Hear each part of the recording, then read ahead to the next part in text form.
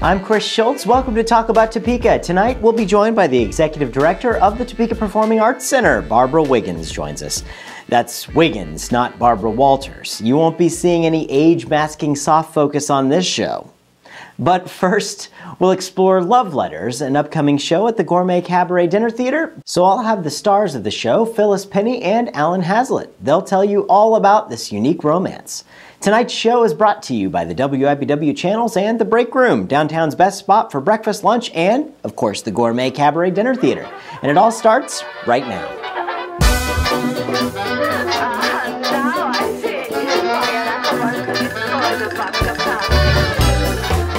So what are you doing for Valentine's Day? It's a question everyone has to come up with every single year. The Break Room in downtown Topeka has the solution. We've got the Gourmet Cabaret Dinner Theater and their production of Love Letters. Love Letters is a wonderful show. It's a reader's theater piece. We're going to talk to the stars of the show here on tonight's broadcast, but we want to give you a little bit of an example of why you should have Love Letters at the Break Room on your Valentine's Day list of plans. First of all, it's an all-inclusive one evening out deal. So check out this menu. We want to show you all the wonderful chocolate-infused items. It's February, and of course, chocolate is wonderful. Chef Michelle has tried to put chocolate into every single item on the menu, and it's going to be absolutely fantastic, as she always does wonderful work.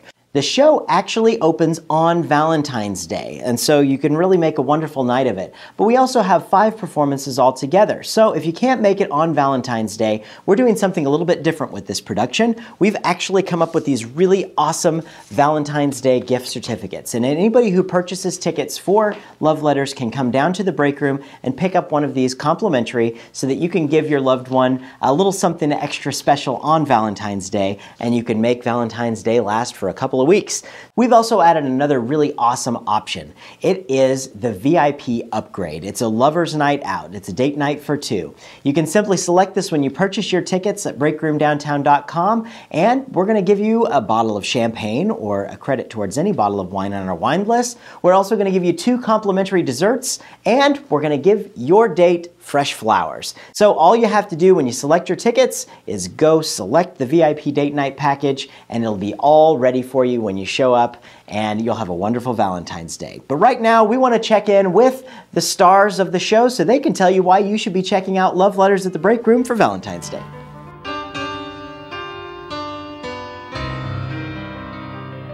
For those of you around the theater community here in Topeka, I am with a couple of living legends. I'm with Allan Hazlett and Phyllis Penney. How are you folks doing? Dandy. We're good. You guys are doing a show with us at the Break Room. It is a show that I fell in love with a long time ago, and I saw it for the very first time.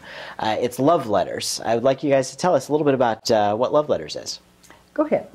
Well, Andrew and Melissa first make contact when she walks into the 3rd grade, as he says later in the show, like the lost princess of Oz. Mm-hmm.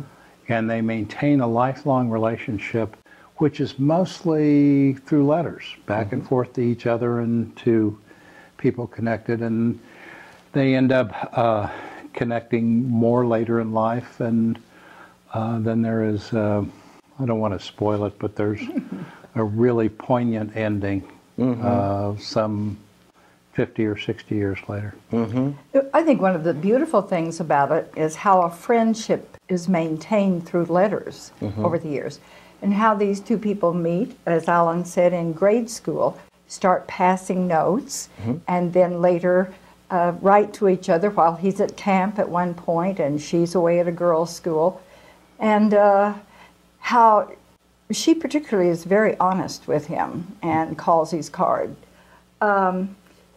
And then to see it develop into a more intense relationship, and finally, even after he's married, they finally consummate the friendship, and then realize that they can't go on. Yeah. It's almost as if the relationship is too close for that. Yeah. It's really I mean, the whole story is just heartwarming.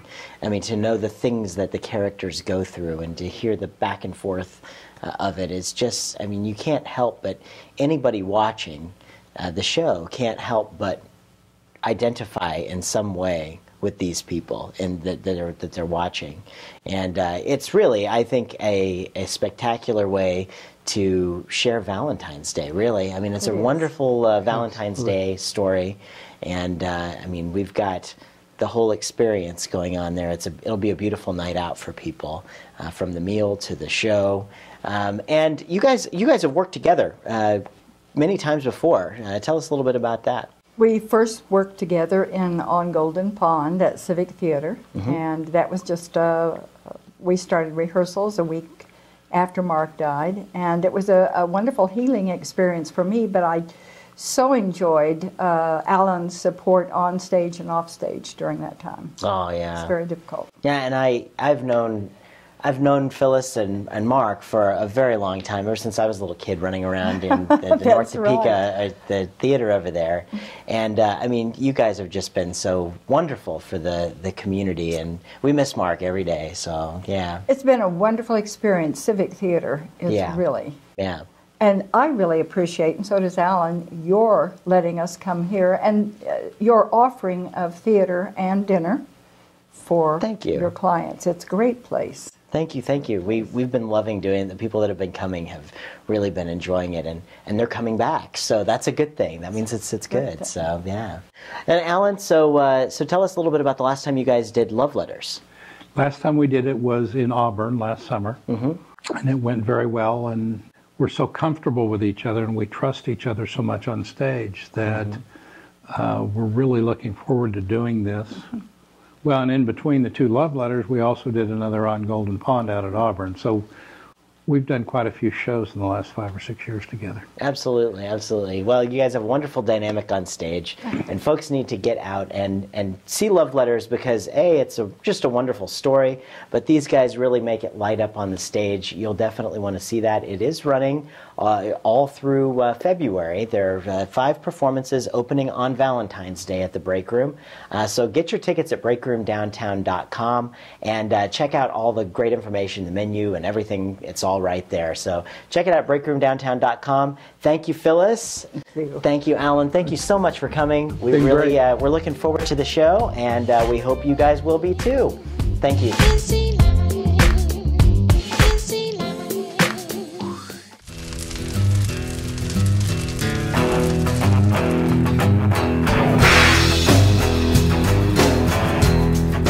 Well, here in the studio today, I am with the Executive Director of the Topeka Performing Arts Center, Miss Barbara Wiggins. Barbara, thank you so much for joining us. Thanks for having me. I really appreciate you being here. I'm very glad to be here. You know, TPAC is just right down the street from where we are here at the studio, and it's such a beautiful facility. We're really lucky to have it here in Topeka. You know, I feel the same way, and, you know, I fell in love with it the minute that I saw it. It's probably, as far as I'm concerned, the best sounding theater that I've ever been in. I've been in a number of theaters, and I've worked in the industry now for 18 years, and I just remember first going into the theater thinking, wow, this is, wow. Yeah. You know, what an intimate feel it has and they did a great job. I mean, yeah, I remember acoustically, we used to, I grew up here, and you know, my family, when it was a municipal auditorium, we used to go to the circus and all that, and you think about how they got the elephants in there, and it was a big room, and going back to the way that it made that transformation, I mean, wow, that's all you can say. And we have slides. We have a history of what it looked like and the process of it becoming the Topeka Performing Arts Center. So it's pretty amazing. Where did you come from? I'm originally from Texas. Okay. I had been living and working in Houston, Texas. I was working for what was then Clear Channel Entertainment, which is now Live Nation Entertainment. It's a roundabout, kind of convoluted kind of story in a good way, how I ended up here. I was looking to make a change from that company, and contacted somebody that I had worked with when I was working in minor league hockey, believe it or not, and they were doing some things, pretty much putting themselves in a position to where they could build a arena in a city and then put a minor league hockey team in it. Oh. And so they were kind of doing this nationwide, and there were all these little arenas popping up, and I read their business plan and all that, and I thought it sounded pretty interesting. So I got in touch with somebody who put me in touch with the person who was opening a new arena in Northeast Ohio, Youngstown, Ohio. Uh-huh. So I left Houston, went to Youngstown, Ohio. We opened an arena with the city of Youngstown. I was the number 2 at the facility, $55 million arena, 6,500 seats. Wow. Pretty phenomenal. Wow. And then the opening for the Topeka Performing Arts Center came available, and my whole thing is, well, the president of the company said for me to interview, and that's fine, I'll go and interview. I have a job, So I came and I interviewed, and I really didn't think it went that well. So I was fine with that. So I went back to Youngstown, and then I got a call, and I thought, well, okay, well. Surprise. Yeah. So, and in the industry, you really don't turn down the top job if you can help it. Sure. So, because at that point I had already been working with people who had been working in the industry for 20 years that had not reached the top spot. So yeah. Well, TPAC definitely has a reputation for excellence here in Topeka. Well, thank you. And I know that. you guys have had some struggles and different things, and it's partially funded by the city, and there's always seems to be some kind of a conversation about the funding for this, and as the council sits around and talks about it, and really for people sitting at home, like, just kind of justify why TPAC needs to exist, and why their tax dollars, or at least a small, tiny, it's really a tiny bit of it, should go to support TPAC. In other communities that I've lived and worked in across the country, without there is no argument. No one is there's no animosity, there's no hostility. You fund the arts, and then you just move on. Right. And the thing that's missing in this community that I actually found to be pretty amazing is that there is no people don't have a grasp of what the arts and culture bring to a community. Now, people will think to themselves, well, it's just entertainment opportunities, and I can go to Kansas City, I can go to Lawrence, I can go to Manhattan, I can go to Chicago, I can go to Wichita. But for economic development purposes, the Topeka Performing Arts Center is an economic development opportunity for the community, just as the Expo Center is. So when people are paying their tax dollars to the Expo Center, why would they be upset about paying their tax dollars to TPAC? Because it's the same thing. Right. The difference, of course, is that they're not doing touring Broadway. We're doing touring Broadway. They have their niche. We have our niche. You had Cirque du Soleil over there. Exactly. And if you drive through the parking lot when you had that show, you saw stickers from outside Shawnee County. If you're looking, and I was looking at the bumpers, the license plates, and I was noticing a lot of out of county. There was a lot of folks from Kansas City that came down to see that show, and the same thing with TPAC. Yeah, it's just a different venue that suits other things better than others. But there's a place in the community for both of them. Absolutely. And I had never encountered in the state of Kansas, even if you're a nonprofit, you're only exempt in some cases from federal income tax. So that's all we don't pay. We pay sales tax, we pay property tax, we pay excise tax, we pay alcohol tax. We're paying a great deal of tax to this city. Sure. Over $100,000 worth of sales tax, in fact. And, so people say, well, the city's giving them XYZ amount of money. Well, we're paying it back. Yeah. And then we're also bringing people into the community from outside of the community. It's a tool that keeps us competitive. We have donors from all over the region. Yeah. Not just Shawnee County. Yeah. We're actually seeing more support for TPAC outside of Shawnee County. Really? Yeah. That's very interesting. Yeah, it is very interesting. And we bring all these great shows to town.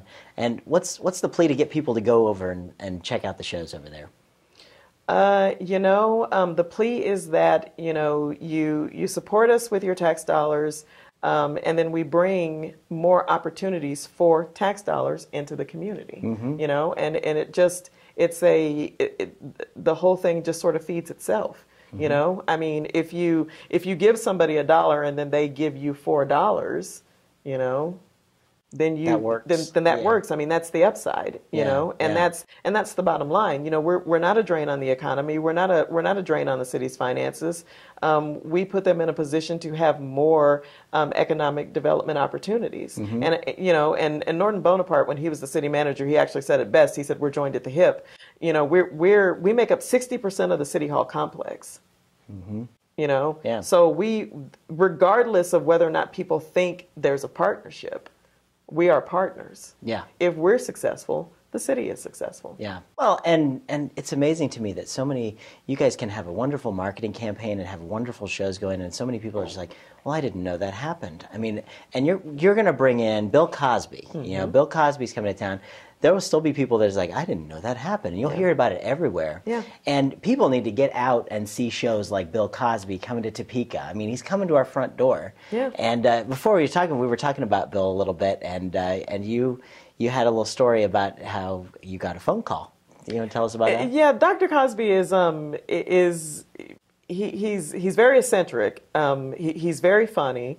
And he's been around long enough to where he just sort of every now and then decides, well, I don't really like the answer that I got from this individual, so I'm going to get my own answer. And, you know, nothing negative or anything, just he's one of those kind of people that he just likes very much to have the information for himself and just be aware of everything. So he's got a promoter that he's been working with for 13 years. And so he's got an assistant with the William Morris Agency who contacted me and said, I need to talk to you about hotel rooms for Dr. Cosby. And so she and I had this great conversation. And so she said, well, I will, you know, pass this information along. We don't know if he's going to stay in town or not, but we need to be prepared just in case he decides he wants to stay. So after I got off the phone with her, I get an email from the promoter who says, I need to talk to you about hotel rooms. And I thought, okay, they're not talking to each other. So I sent him an email and I said, just talk to Debbie. I'm with the William Morris Agency, gave her some information. You know, this is what I told her, blah, blah, blah. And so he emails back, great, I'll get with Debbie. So then I have caller ID on my phone. So this is the second phone call that's coming from the William Morris Agency. And I'm thinking, okay, what does she want now? So I pick up the phone and I say, this is Barbara. And he says, Barbara, this is Bill Cosby. And I said, Dr. Cosby. And he said, yes, ma'am. And I said, well, I just talked to Debbie, and you mean to tell me that she's making you make your own phone calls now? And he said, that's because I fired her. And I said, oh. And so he said, no, I'm just kidding. And so he said, Debbie, say hi to Barbara. And so Debbie said, hi, Barbara. And I said, hi, Debbie. And so then he said, we need to eat some barbecue when we're in Topeka. And so he said, give me some suggestions. So I gave him some suggestions. And so then he said, have you eaten at any of these places? And I said, well, I've eaten at a couple of these places. And so he said, well, you know, what do you think just in general about the barbecue in Topeka? And I said, well, I don't mean to offend, but I'm from Texas. And the barbecue in the Midwest is very different from the barbecue in Texas. It's, you know, it's dry rub, which they do in Texas. But in Texas, they also do mopping. You know, you get this great caramelized sauce, you know, that's brown sugary, kind of molassesy, you know, citrusy, that whole thing. You know, and then it's stuck all over you and you make a big mess and it's wonderful. You know, and here, you know, it's vinegar based, which is a little difficult for me. Yeah, it's very different. And so I explained this to him, and so he said, oh, okay. And so he said, so you're from Texas? And I said, yes, sir. And he said, we're in Texas. And so I told him, I'm from Bryan, Texas. And he said, well, where's that? So I told him where it is. And so he said, okay. And so he said, so you don't like Midwest barbecue? And I said, no, I'm a Texas girl. That's what I do. And so he said, so what I'm going to do, okay, now this is what I didn't know. I didn't know that he is very close friends with the Gates family of Gates in Kansas City. Gates barbecue, And so he said, well, what I'm going to do is we're going to pick up Gates and bring it in. What do you think about that? And I said, okay. And so he said, you don't like Gates either? And I said, you know, I don't want them to hand me that ketchup bottle of barbecue sauce. I'm sorry, no offense. That's just kind of my thing. And so he said, Debbie, call Gates. So Debbie calls Gates. And so, a young lady answered the phone, and so he said, this is Bill Cosby. I need to speak with Kiva Gates. And you're hearing all this. And I'm hearing all this. and so she said, the Bill Cosby? And he said, yes. And she said, okay, hold on. So she puts the phone down, and you can hear her yelling, Kiva, Bill Cosby is on the phone. And so Kiva says, who? And she said, Bill Cosby, the Bill Cosby from the Cosby Show. He's on the phone. So Kiva comes and picks up the phone and she says, hello. And he said, what do you mean, who? And so she said, Bill? And he said, yes. And so she said, well, I wasn't expecting for you to call me. And so he said, well, how many Cosbys do you know in Kansas City? And she said, I know some Cosbys in Kansas City. And he said, do you know a Bill Cosby in Kansas City? And she's like, no. What can I do for you, sir? And so he said, I'm going to be at the Topeka Performing Arts Center, and I need barbecue from the restaurant to be delivered to Topeka Performing Arts Center. And the woman who's in charge of everything is this Texas lady. I'm not going to tell you her name, so we're going to call her No Name Texas Lady, but she doesn't like Midwest barbecue. And so Kiva said, oh, well, why not? And so he said, she said that it's vinegar based and she doesn't like the vinegar based. She likes the syrupy, sweet, sticky, mess all over yourself barbecue from Texas because she's from Texas. As a matter of fact, she's from Bryan, Texas. Can you believe that? And so Kiva said, oh, okay. Well, so tell me how this is going to work. When is the show? And he said, it's on February 16th. And so, he said, and what Debbie's going to do, my assistant, say hi, Debbie. And Debbie said, hi, Kiva. He said, what Debbie's going to do is she's going to get my order and everything, and she's going to give you a call, and then you will work with the No Name Texas lady to make the arrangements for her staff to come and pick it up. And so she said, well, when she calls me, how am I going to know what her name is? And so he said, you're going to know because her name is No Name Texas lady. And so she said, oh, okay. And I said, yeah, Kiva, when I call you, I'll just say I'm the No Name Texas lady. And she said, you know what? I'm going to give you my cell phone number, and I'm going to give you my sister's cell phone number. And she said, just in case we're busy and, we have problems communicating. That way we'll be able to connect. Sure. And so he said, and Kiva, do the ribs. I like the ribs. And get some sweet potato pie. No Name Texas lady, what do you think about sweet potato pie? And I said, I love sweet potato pie. And so he said, and get some lemon pie. And so he said, No Name Texas lady, do you need for us to take the meringue off? I wonder how much it costs to take the meringue off. And so I said, actually, I like lemon icebox pie. And so Kiva said, oh, I can do lemon icebox pie. And so he said, well, I think the No Name Texas lady is happy with that. So we've got ribs, and we've got lemon icebox pie, and we've got sweet potato pie. That was the conversation. Wow. And then so Kiva said, well, call me on my cell. If I don't answer, call my sister. And now I can't think of her name. Whatever her name is, they call her Z. That's her nickname. Yeah. So she said, call if I don't answer, call Z. We'll get everything taken care of. And so Bill said, okay, now we're all set. So, okay, so goodbye, everybody, and I'll be talking to you soon. And that was the conversation. That's how Bill Cosby gets dinner done, right? Yeah. And so I called the promoter after we got off the phone, and I said, so Don, I just had this conversation with Dr. Cosby. And he's like, oh, one of those conversations, huh? He said, what was it about? And I said, it was about Gates Barbecue. And so he said, yeah, he's really close to the Gates family. So regardless of what he tells you, he's always going to get Gates. He said, if he's in Kansas, he'll get it brought in some kind of way. So, sure. And I said, okay. And so he said, yeah, I've been working for him for 13 years. And he calls me so often that when I answer the phone, I say, dude, what? What is it? What do you want now? Wow. So yeah. So that was a lot of fun. When you've done what Bill Cosby's done, you can do whatever you want. Yeah, basically. So yeah. So at the end of the conversation, he did say, "I'll be coming to Topeka to get my money." That's what he said. So.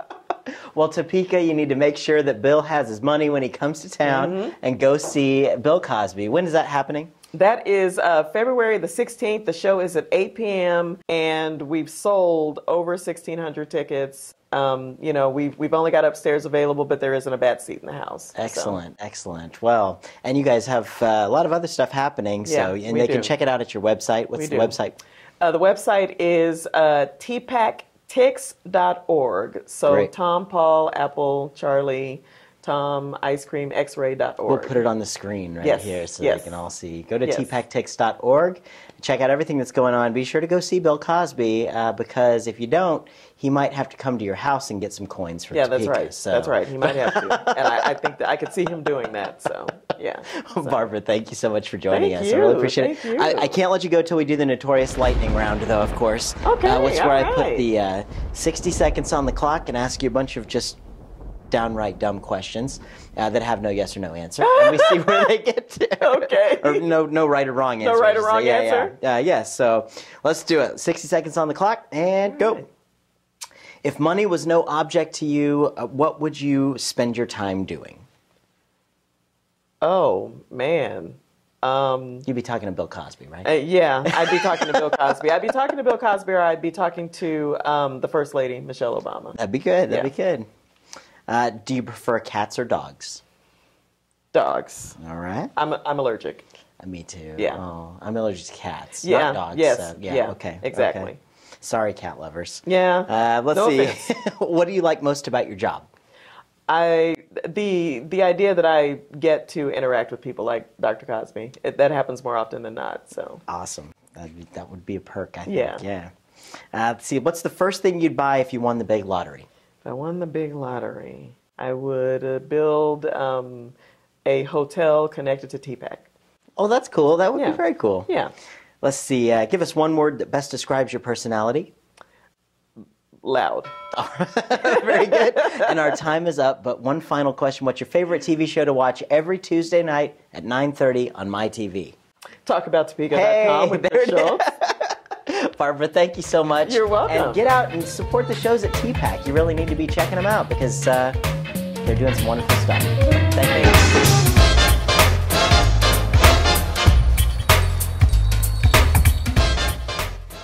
Thanks again to Barbara Wiggins, Phyllis, Penney, and Allan Hazlett. This episode was sponsored by the WIBW channels and The Break Room, downtown's best spot for hot breakfast, lunch, and the Gourmet Cabaret Dinner Theater.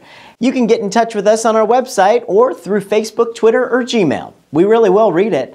Thanks for watching. We'll see you next week.